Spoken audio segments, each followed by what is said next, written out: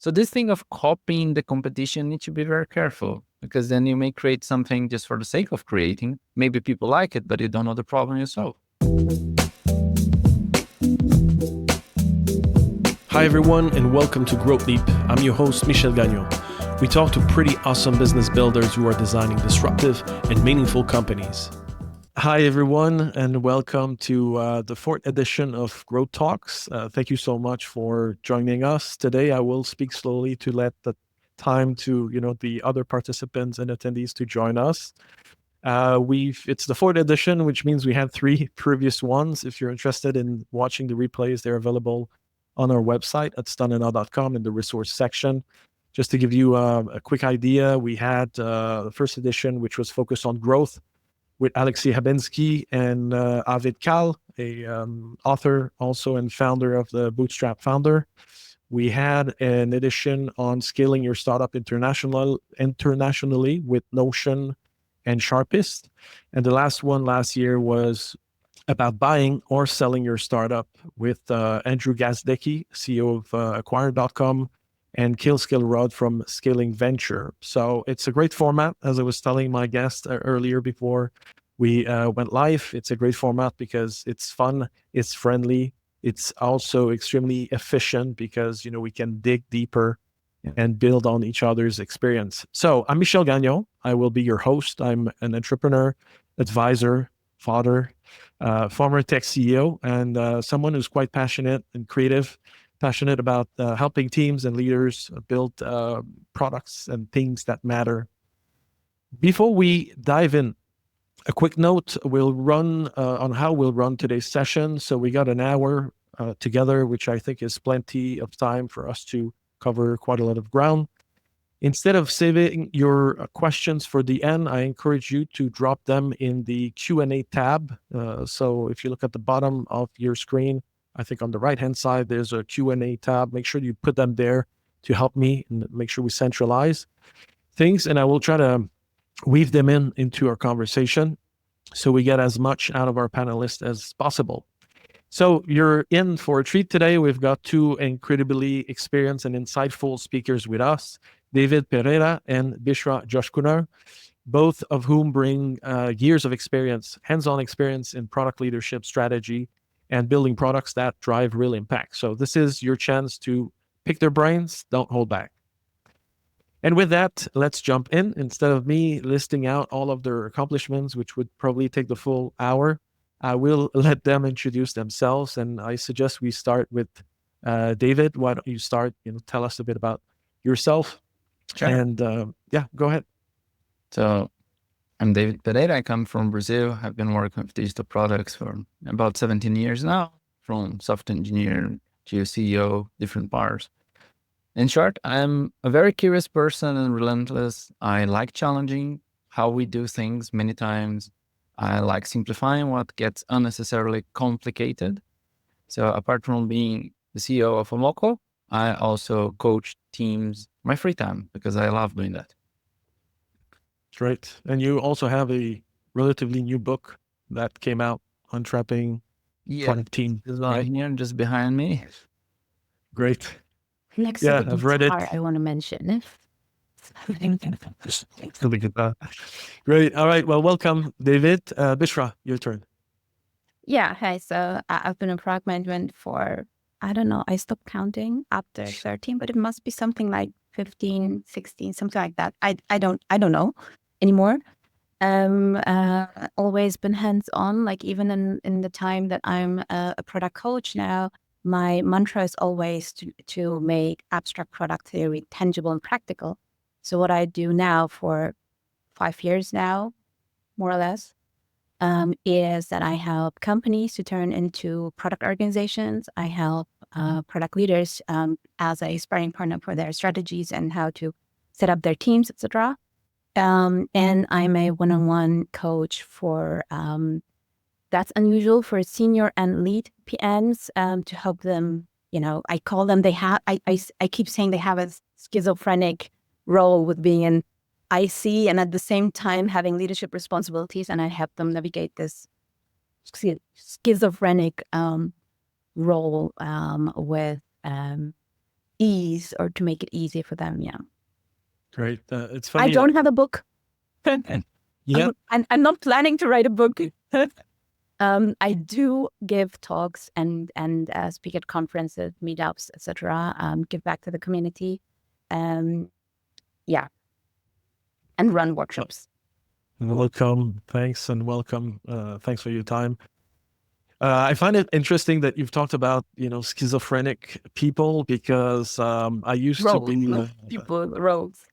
roles. Yeah, but but I would say the line can be fine sometimes. And this is how I felt myself when I was a tech CEO, where, you face a lot of competing priorities and goals and requests from everybody else. So I'd like to start with kind of one of the biggest challenges in, I think, product development or in building a business, figuring out which ideas are worth pursuing. And I know we'll be jumping, on and off on different themes. They're closely intertwined, but I think today, or in general, there's a lot of possibilities when it's time to build something.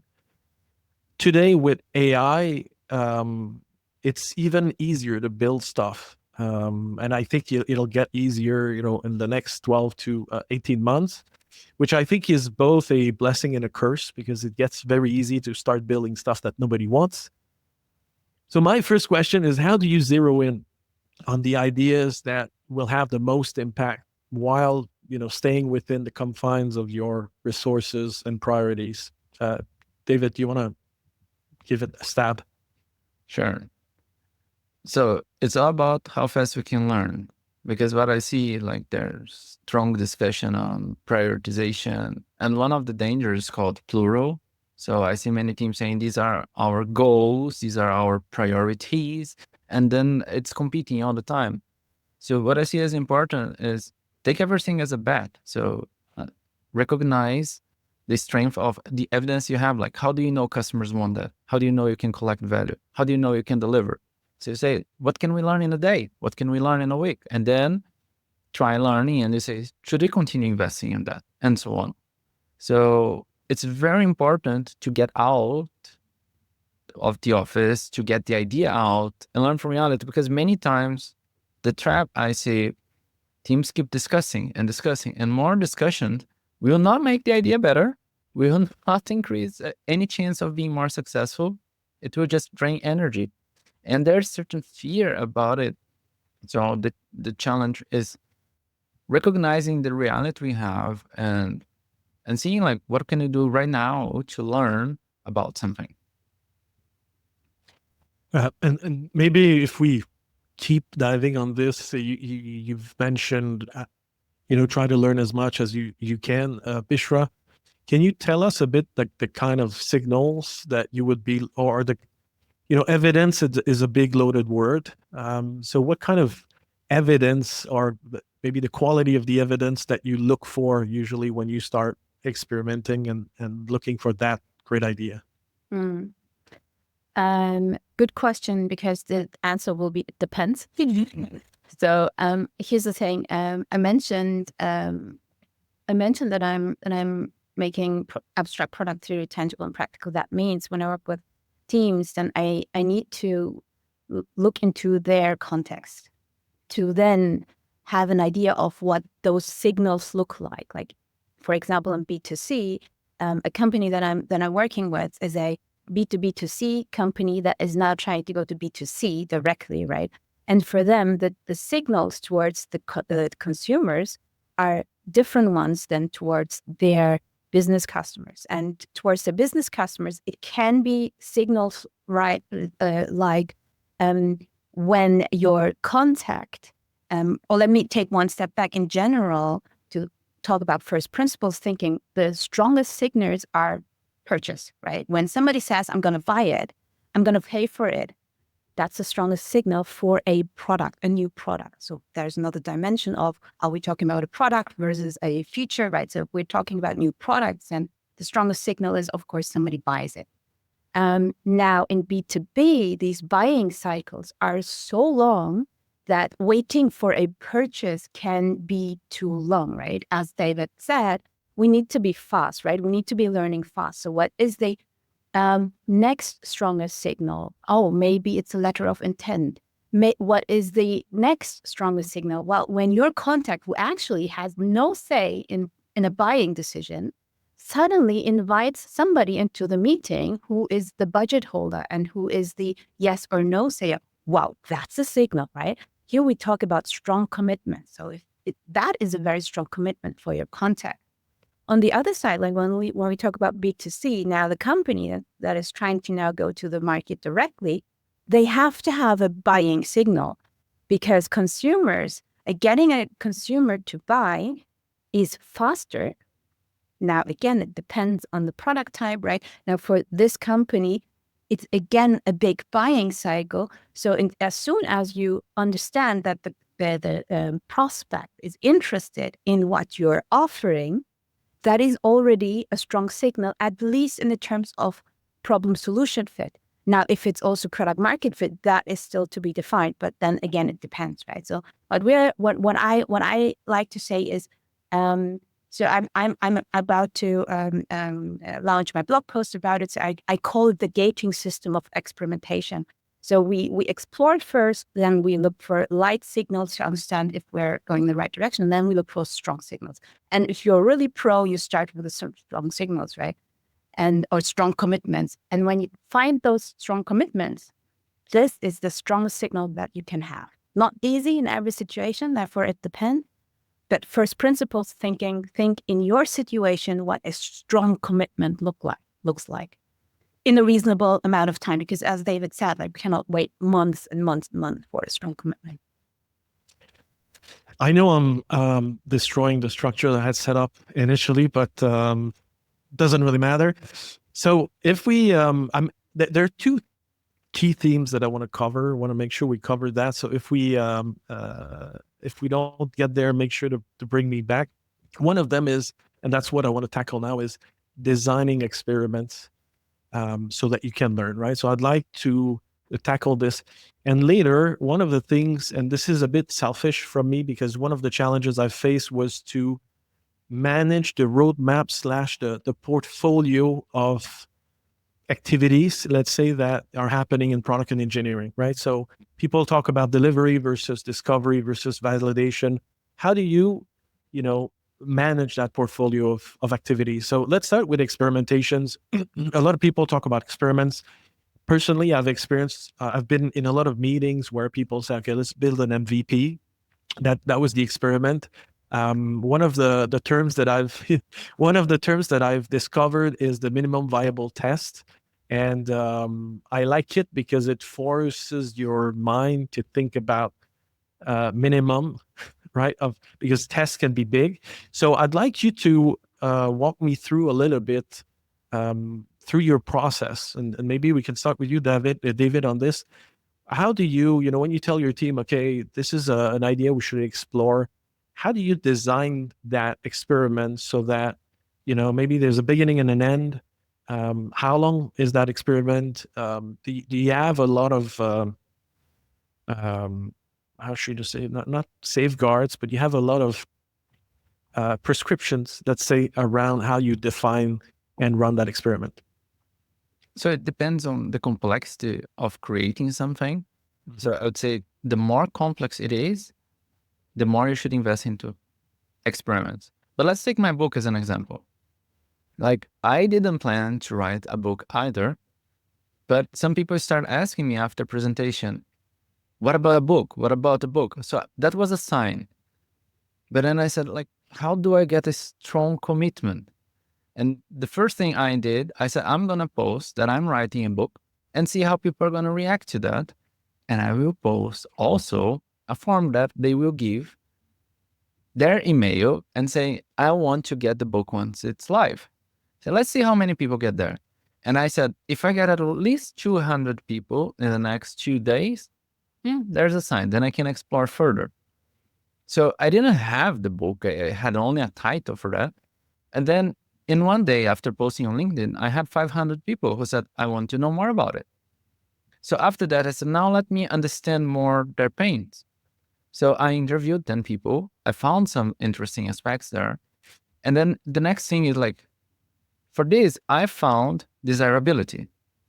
People in my network would like to learn about X topic. They were tired of getting many books that tell them where they should be, but now not how they get there. So I said, but can I write a book? I write blog posts. It's a very different game, very different. So what I did, like the next experiment level was, I want to still increase the commitment. Said, I will write a guide, which is supposed to be a chapter in my book, but I'm not going to give that for free. I want to see if people are willing to pay for that. Are they willing to pay for something like that? So I put in my newsletter a guide, and I call it the strategy guide. And then I increased that. So I got 100 people paying for that in a week. And then I said, so there are some people willing to pay. Then I checked how satisfied were with that. I said, will they keep paying if I put something else? So I put another guide there. So I keep evolving. So I didn't commit fully to write a book initially. I started running experiments that would hint in the direction I should write.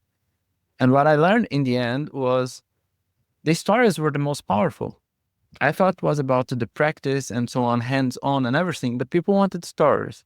Stories is what resonated the most. So I did this, and then I could eventually write the book. But and the product is the same. How do you increase the commitment as fast as possible? So I started with email, then with a commitment of mine. I do the same with the team. I say, complexity. Writing a book is highly complex. It's going to take a lot of time. So I need to run several experiments to ensure I go in the right direction and continuously doing that. With product, B2B, B2C, you need to understand your scenario. Context matters a lot. And then you start running with experiments. The first experiments for me, they give direction. They give signs where you could go. And then you need to find other more robust experiments so you can learn from that. And what about you, Bishra? Do you have, how should I say, specific guidelines for a team to define and design experiments? Yeah, so the guideline is start with a question that you want to get answered. What is the question that is open? What is the gap? What is it that you're trying to learn, right? So let's think about the build, measure, learn. Look, start with learn. What do you want to learn? And then you can think about what the right experiment is to learn about that, because the experiment you're going to run will give you some measures. Are these measures the right ones to tell you what you want to learn? So again, first principles thinking, right? So what I then do is, I mentioned the gating system, and what I then do is I do a quality check. Where are we? Have we actually explored enough? And then I really look at, like with them, I look at what we have already before we start everything from scratch, right? So maybe there is a win-loss analysis from the sales team in B2B, right? Or in B2C, we have lots of data already in our analytics system and so on and so forth. So I look with them into what they already have. And then we decide where we are. And then we go through these checkpoints. And then one thing can be, for example, so you ask about experiment design and minimum viable test. So, to mention that I never use these words when I train product teams or trios on how to do discovery, how to do experimentation, how to set the right success metrics, and so on and so forth, right? So I never use these terms because they are so loaded. And if we take the original intent of MVP, then this is actually the smallest thing that you can do, not necessarily build, the smallest thing that you can do that creates the learning that you're trying to achieve, right? The learning is the goal for an MVP. And if the learning is, I want to see if the concept that we have right now is good enough. It's very small, it's tiny, but I want to see if it's good enough that it's interesting for our business partners to upgrade with this module. Then this is the question that you're trying to get answered, right? Then your experiment design depends on your context, on your situation. This is a real example from another team that I'm coaching. And so for example, then the next step would be what's perfect versus what's pragmatic. And the pragmatic way, but not the perfect way, may be to blend some things into one experiment and be like, okay, we have our data sheet and now we'll refer to David Bland's great book, Testing Business Ideas, right? So it's my almanac of experiments. There's of course a lot more, but that gives you a pretty good starting point. And you might say, we think we have a data sheet here, a fact sheet, or a pitch, a presentation, right, prepared, and we're gonna give this to our sales colleagues and ask them, give them a script and ask them to really follow the script and see if they can sell it. Of course, this requires collaboration and not enemies, right? So it needs collaboration with sales.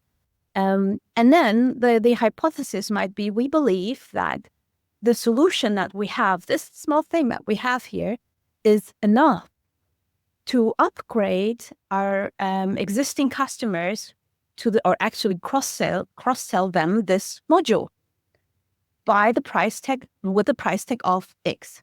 So now we put 2 experiments into one, but that's fine, right? Because we want to be pragmatic. How often do you get to call your business customers, right? So we want to be pragmatic. And then we check how many of them said yes and how many of them said no. And then, of course, we ask our sales colleagues to understand, if they say no, what is the reason? If price is the reason, or the whole complexity behind their business, or whatever that is. And if price is the reason, we immediately learn that the price is not the right one. So then we have to adjust, right? So therefore, about experiment design, it always starts with the question we want to get answered, and with the hypothesis, or the assumption and the hypothesis behind the thing that we have in mind. David mentioned in a recent presentation that he gave, I really like that quote. And, if there are any kids on the call, make sure that you do not listen to that part. But you said something like, untested assumptions is the mother of all fuck-ups, or something like this. I love it. Can you give us some examples, like of experiments or assumptions that you wanted to test, and how you kind of tackle them, and maybe it ended up being great? And I know you're not afraid to share the good, the bad, and the ugly, but if you could give us a couple of examples, or an example, that'd be super useful. So let's give an example where not testing the assumption ended up in a very ugly scenario. So that was still in Brazil. It was an agency, and we trained the sales force of big companies all over Brazil, like Adidas, Philip, and so on, people who advertise in shops. So we had trainers traveling all over Brazil. And then one day we were discussing prioritization, and a business analyst said, it takes very long to create the reports because I have to consolidate the spreadsheets from 50 different trainers, and everyone has a different format. And no matter what I do, they do whatever they want. They change that. Then the problem for me was, the problem apparently was clear. So yeah, they gonna consolidate and so on. The data, it's very hard to create a report. And then someone said, let's build a training platform. So everything is there and so on. It's beautiful. It's easy. We started looking at this and said, great, let's do that. Then we started designing, and then we developed, and it looked great. So I traveled to the south of Brazil to present to 50 trainers. And as I started presenting, they had a really skeptical face. And I was presenting, and someone looked at me and said, how do I use this when I'm flying?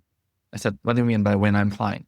He said, the only time I have the chance to fill out these forms is when I'm flying, because I'm all the time on the move, and flying is when I have peace to do that. And that's why I use spreadsheet.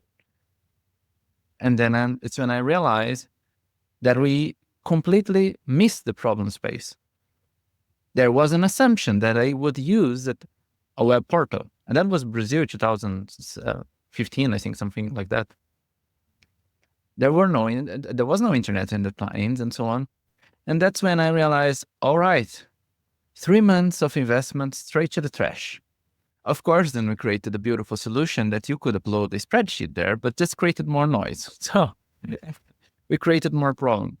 So that's an example where not testing the assumption led to creating problems we should not have in the first place. But then I learned this hard lesson in my life. In another place, what happened was, like, I joined a startup and then I arrived there and the CEO told me, you need to redesign our app so our audience is going to use it. And I say, how do they like the app right now? He said, they don't. They hate it. They think the app is crap and everything like that. But if you redesign it with a clean and beautiful design, it's going to be right. And I said, assuming that they want an app. And he said, of course they want. The road is going to go mobile. Everyone needs an app.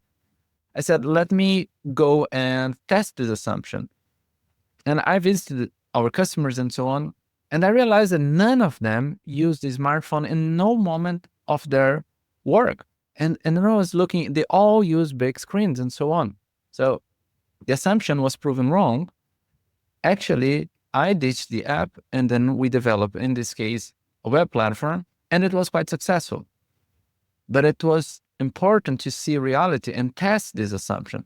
And what it took to test it was just visiting 3 clients. And when I visited them, I could directly see why they were not using the app. It was just not natural for them. So that's the thing I like understanding, like what is natural and what is rational. If it's rational, it's very hard to change behavior from people. But if it's natural, it's just integrating their day to day. If I may add to that, so what I like to do is especially the first example, David. This is so great. This is what I refer to as I call it the solution versus the solution of the solution. And so there's a way of like, first you have to dig into the assumptions behind the solutions and do the assumption testing to understand if the overall idea of like that solution is actually the right one. If that is actually right, so if that is actually worth pursuing because the problem is worth pursuing. Yeah. And then once you say, yes, it is, then you get into the solution of the solution, and then you go into solution testing, right? So there's a difference between assumption testing and solution testing. And that is something that I find also very, very incredibly helpful to understand. And that is the part where you definitely need to have the engineers in the team doing that as well. Like when they come up with, okay, so you explain us the problem is XYZ. We understood that it's an important problem to solve, but why don't we just build a CSV upload? And you're like, yeah, cool. Let's do that. Right? Instead of building a whole internal, like real story from my time at Home 24. So yeah, basically, yeah, instead of building a whole new internal tool to do XYZ, why don't we just build a CSV upload? Oh my God, this is so easy to build. It's maybe not super convenient for our internal stakeholders to use, but that's the time that we have. And in this time that we have, that's what we can squeeze in that solves their problem already in some way. And it's good enough, like for now, because we have so many projects to work on, right? So sometimes it's just about that. Yeah, and sometimes, yeah, sorry. And another example from my time at Doodle, for example. So my team. So I was the lead product manager for the whole new business scheduling suite.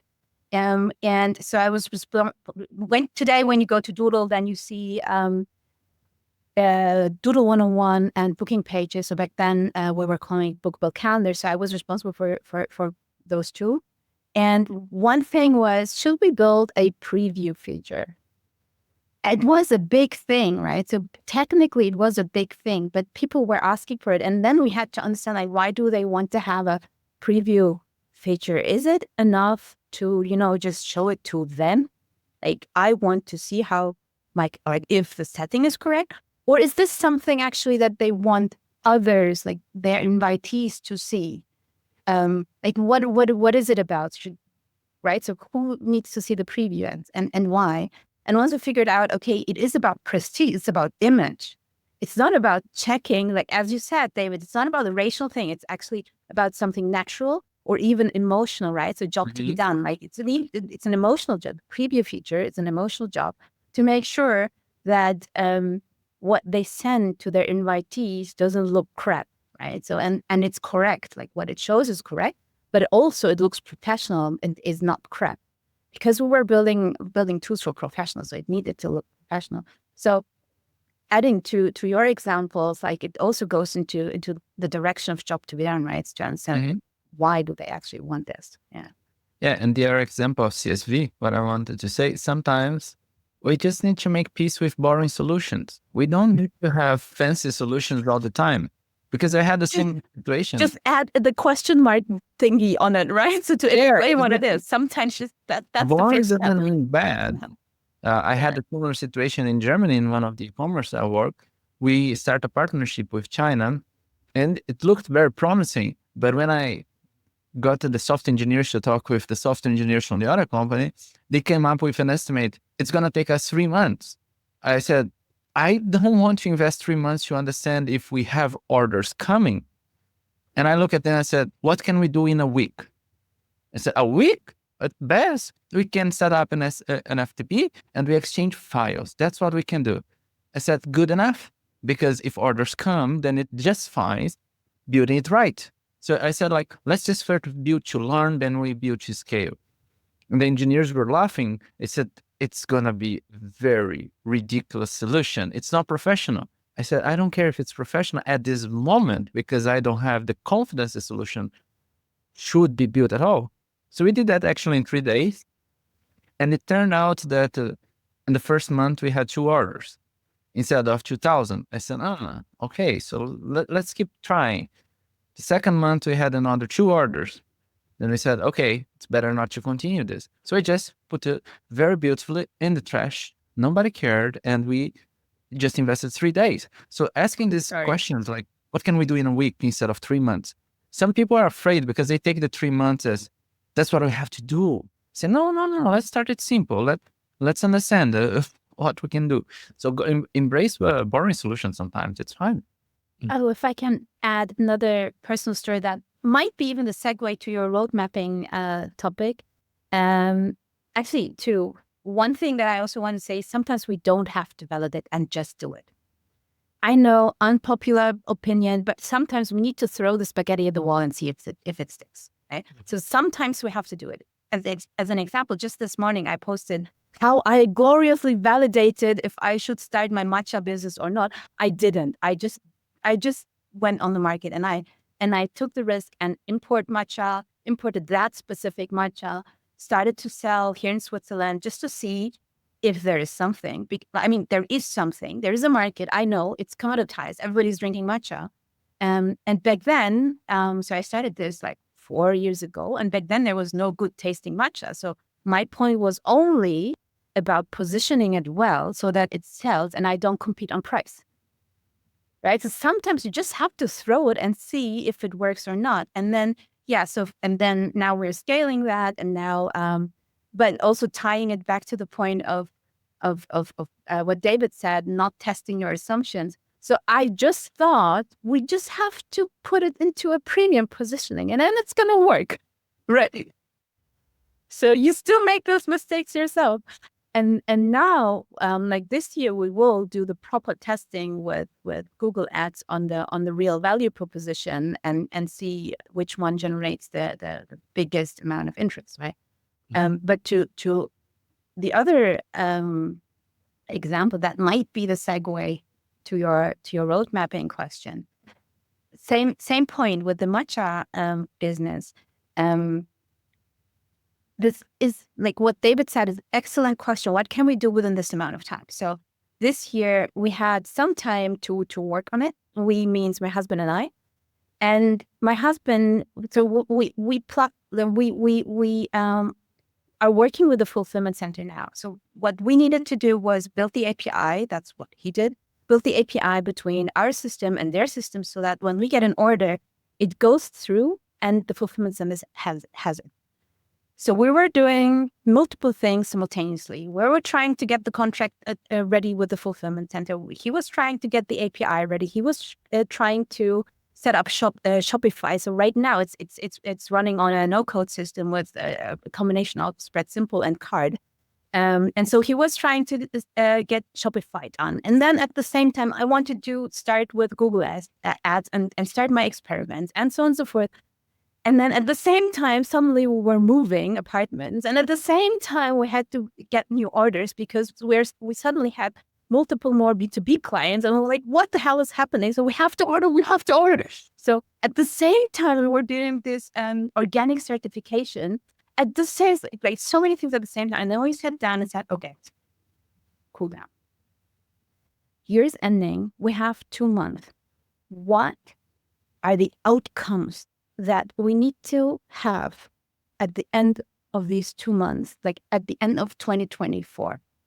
We said, okay, in December, we want to be multiple weeks in Berlin. That means ultimate outcome is if an order comes in, or not, when an order comes in, it needs to be sent out without our involvement, independent from us.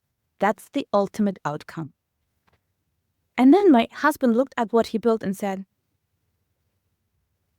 we're done. I was like, what? We're done. You were saying we have to build the API. No, wait. It can be sent out without our involvement physically.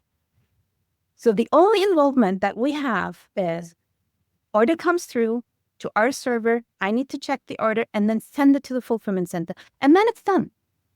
And we're like, okay, good enough. Let's go to Berlin. So it was like that. Outcomes are the real magic with the roadmaps. And that is where experimentation and delivery meet, actually, right? Have we achieved that outcome that we have planned on our roadmap or not? And if not, what is missing? And then the question, what do we still need to learn? By when in order to make which decision? So we start with the decision. Which decisions do we have to, like, what do we have to achieve the outcome?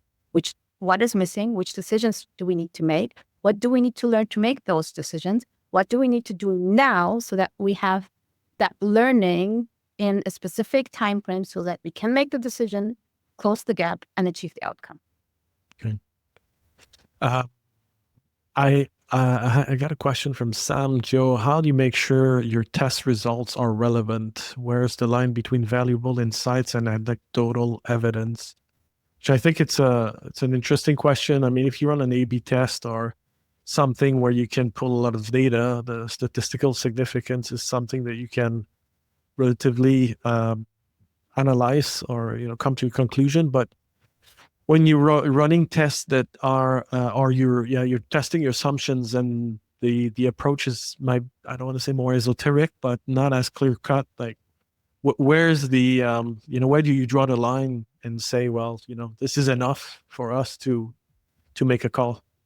David? Amen. Well, sometimes it's a good feeling. I will not say it's very scientific, because often product is more like an art. So that, of course, if it's a B2C, it's easier to run many tests. If it's B2B, it's way harder to do that. It's a different game. But the thing is, like, when you are testing, first, what is the learning you are trying to have? What are you trying? Are you trying to understand if customers want? Are you trying to understand if it's viable? So focus on that and see the signs you get there.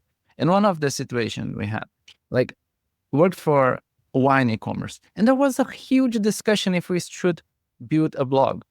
And I remember looking at them and said, the time we are talking here, I could have already written 2 blogs at least. I said, let's just see if people will ever care about it. They said, how? I said, let's just put in our navigation bar. It takes 5 minutes. We put there and we see if people click. And they said, are you crazy? I said, we just put there and we see what happens. And then within this, we could see that we put it very prominent. It was in the primary menu. It ran for a day. We had less than 1% of people clicking there. I said, at least this title doesn't land with anyone. No one is clicking there. I said, we could try some other experiment to see if they would read and so on. But start with what you want to learn, make an assumption what success looks like. And that comes with the gut feeling. You can say, like, if it's something like qualitative, you can say like 3 out of 10 people are going to do that. If it's something more statistical, you can define. But many people ask me, like, how do you come up with this number? I said, it's more like a feeling. It's not really scientific. I say, if we achieve that, we're going to do that, and so on and so on. It's kind of setting the bar. What is the bar for you? Which is the level of confidence you want to get? So going back to the example of the finding if we need an app or not for the business there, I said, like, I want to visit 10 car dealers. They were car dealers. I said, if I see at least 6 using the smartphone, I will pursue the app. I actually didn't see any out of 10. So in this case, it was very obvious. But defining this part, and then when it comes to anecdotes and so on, this is very qualitative. So I would say anecdotes may give you the chance of creating experiments from that and see if it resonates with more people. There's another question, but just before we get into this, I was wondering if, when, especially in the B2B space, right? When you build something or you hear startup founders like pitching their idea, and they get to the slide around competition, right? And sometimes they're gonna say, "Look, there's no competition; it's a blue ocean." And I think you've talked about this, Bishra, in your post this morning. It can be very either great or dangerous, but sometimes they will disregard substitutes, right? And say, well, I don't have any direct competitors, so the way is open for me. When you build a B2B product, and maybe David with Omoco, that's a great example. How do you, or do you look also at how your product exists in the entire ecosystem of your customers? Like, I'll give you an example to be more concrete. Back in the days when I was at Plista, we had this ad tech platform, which was, basically a mini Meta platform, for advertising, focused initially on native advertising. And we wanted to improve the platform. And, one of the team members said, I think we should add AI to this so that we make it easier for people to create their campaigns, right? And, it's not a bad idea. It makes sense, right? You save them time. But my view was more like, I kept pushing them and I said, look, people don't come to our platform to launch their first ad platform, their first campaign, right? They go to Google or Meta. We are at the end of the line, right? We get the crumbs in a way when, their campaigns are not scaling anymore. So the campaigns, like the ad creatives, everything is already done, right? My assumption was that they just copy and paste what they've done in Facebook and put it there. So I was trying to push them, and I don't know who was right. I cannot tell you how the movie ended, but it's a typical discussion that I've had internally, but also with clients. So how do you? Is this something that you think about? Whenever you think about a new feature, like how does your product exist within the ecosystem of other maybe software products that your clients are using? Sure, you need to understand the whole landscape there. For example, with our target audience, when we look at smaller terminals, it's in the maritime industry. Our biggest competitor is spreadsheet. So that's how they often run. And that means it's highly flexible, and they will do whatever they want there. And it's very hard to compete with this when you are creating a standard product. When you go to more stable terminals, like bigger terminals, they can be more predictable. They will have some other terminal operating systems from the market. So I understand the position of some terminal operating system. They will say, we do whatever you want. We customize. So then the terminal will pay for customization. Others will focus on deploying on-premise and training the personnel and so on.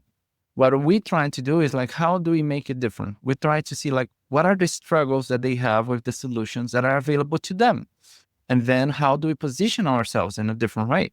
So that's how we do that. So it's very important to look at competition, not only the direct, but the others, to understand your positioning and make decisions on that. But you need to know how you differentiate. Because if you really focus on, for example, some people will come to me and say, what I need is a way of selecting the columns that will be visible. And I want to save that view. And I also want to have a filter for all columns. What they are saying, I want you to create Excel online. Because that's how users sometimes will present their problems. Then I start saying, okay, good. Help me understand. When you do that, what is that going to make for you? And then some people say, oh, well, when I scroll down, I will see some inconsistencies and that will help me prevent problems. I say, okay, now we are getting to the point. He wants to find inconsistencies fast. And that's how he finds right now. So users will not name the problem. You need to find that. So that's the thing about understanding, because often the danger I see, people just build the feature that the competitors are doing without knowing why. And that was a situation I saw happening in the bank industry in Brazil. I was talking to someone who works at one of the biggest banks, and he talking about roadmap. He said he was very surprised because the roadmap was the following: we are gonna match new bank, so we are gonna have feature parity. So we're gonna do whatever new bank is doing. We do whatever to do, but better. So that was the roadmap. But then what happened at the end of the year? New bank kept growing more and more and more because they know why they are doing what they are doing. There's a reason for that.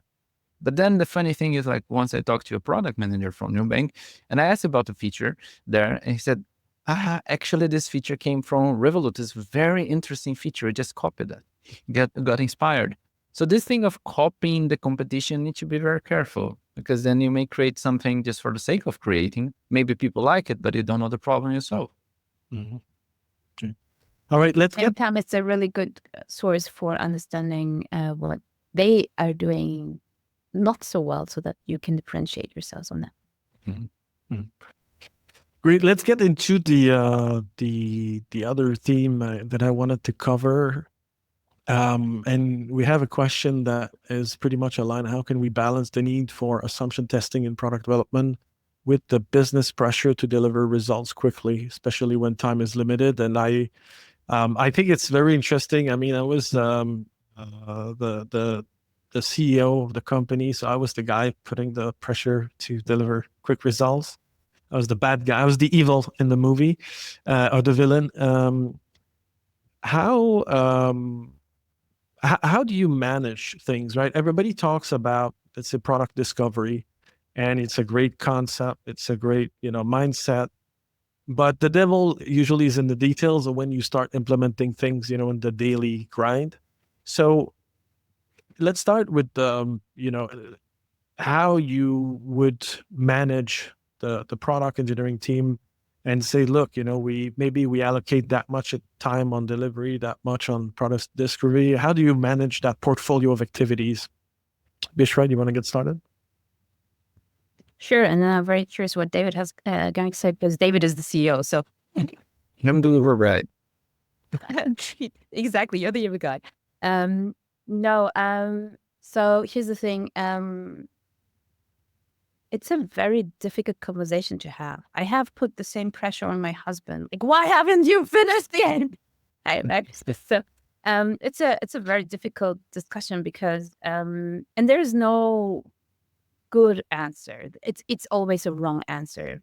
It's always a difficult balance because like whenever I saw a company was trying to say like, okay, so much % of our sprint or cycle or whatever, we gonna focus on, I don't know, building new stuff, and so much % of that it's gonna be for bugs, and so much % it's gonna be for whatever.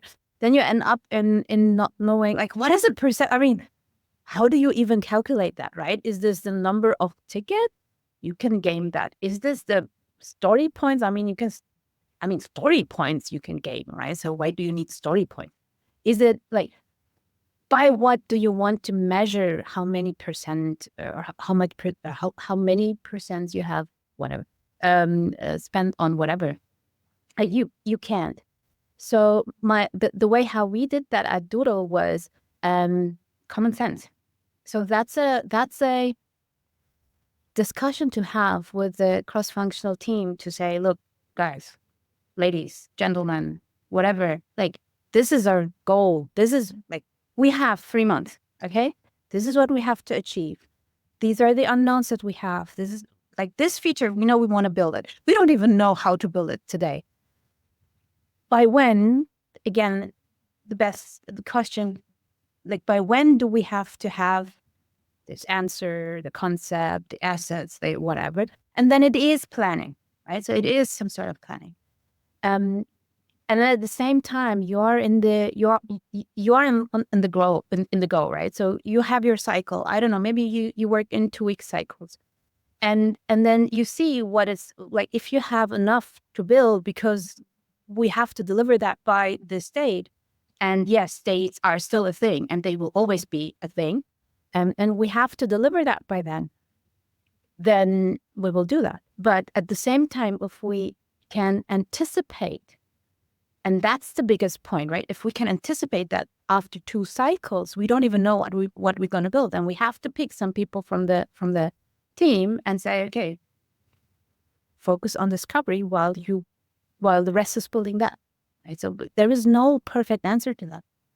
And getting the buy-in from management is difficult because they do expect something by that date.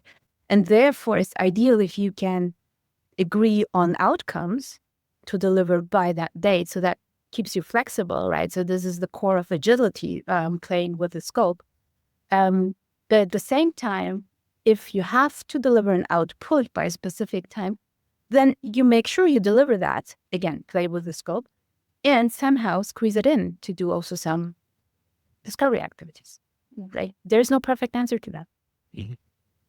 And now, David, tell us how you are the evil guy. But I'm an evil guy with a product mindset, so it gets a bit different. Still an evil guy, no? I don't focus on pressure. Yeah, I put some pressure for delivery, yeah, but I focus on the following. Instead of telling the team what they should deliver by when, I say like, we need to ensure that we upgrade our users. We should not deliver more features like we look at. And I say, a yard planner is a critical role in a journal. How do we make a yard planner a better yard planner? So that's a question we need to answer. So we need to ensure that they can find this and that and so on and so on. How we do it, I don't care.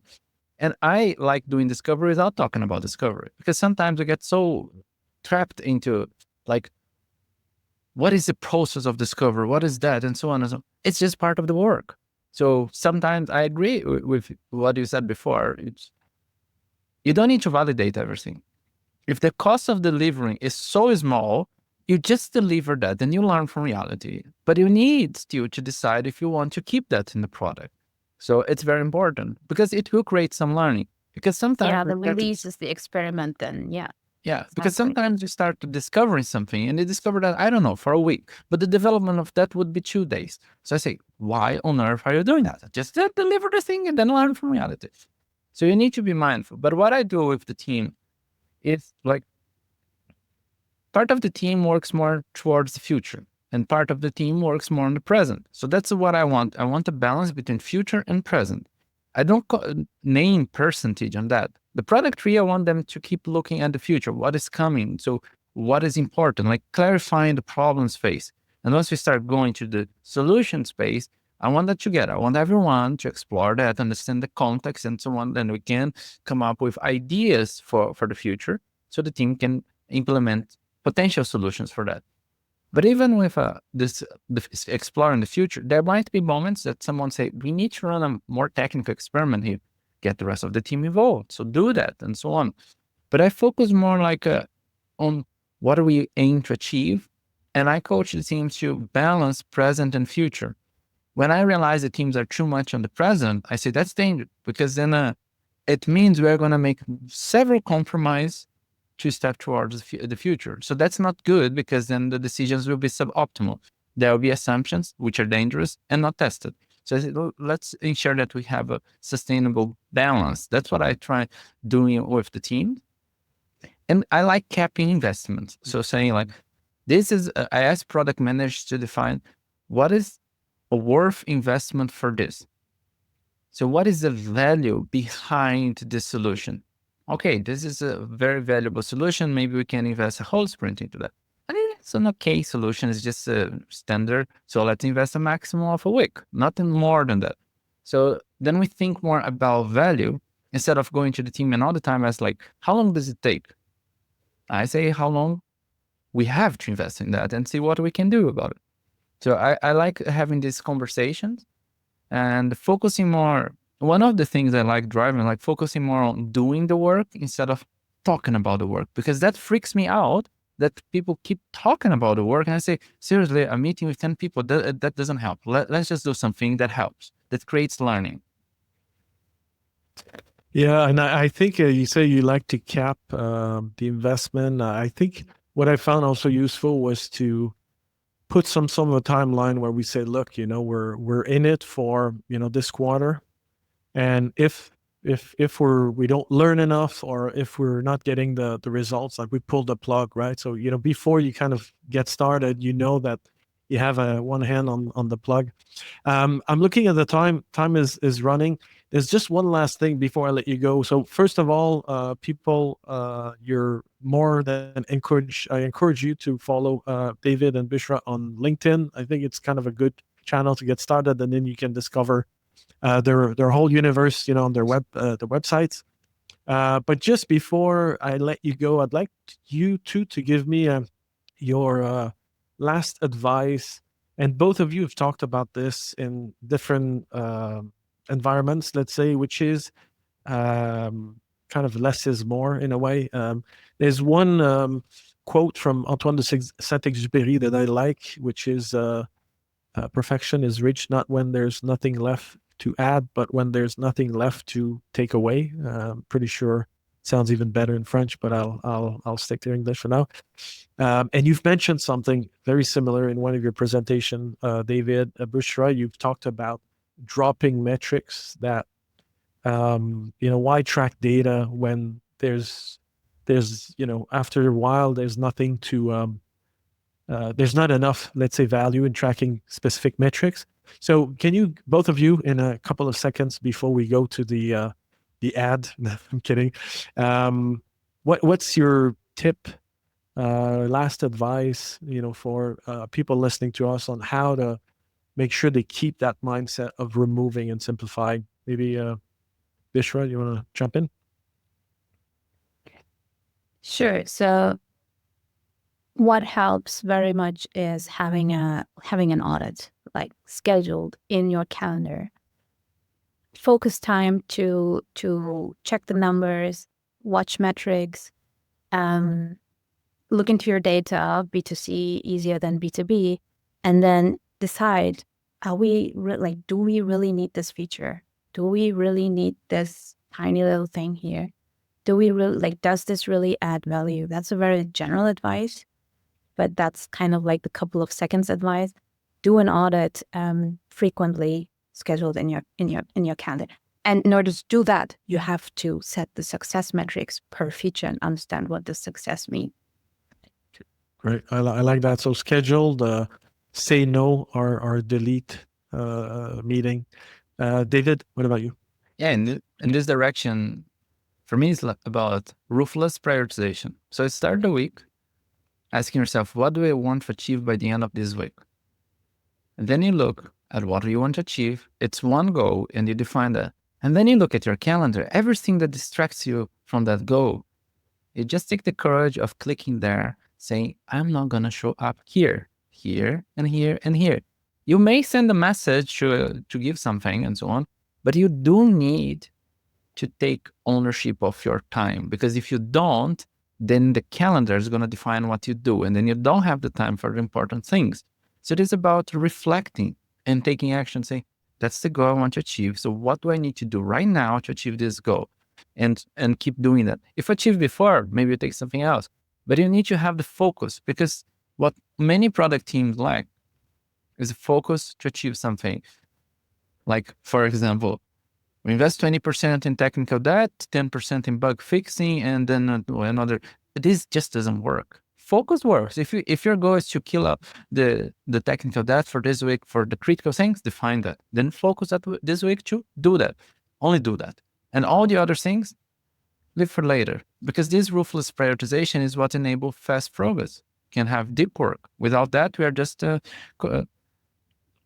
having a lot of context switching, and that will kill not only productivity, but also motivation.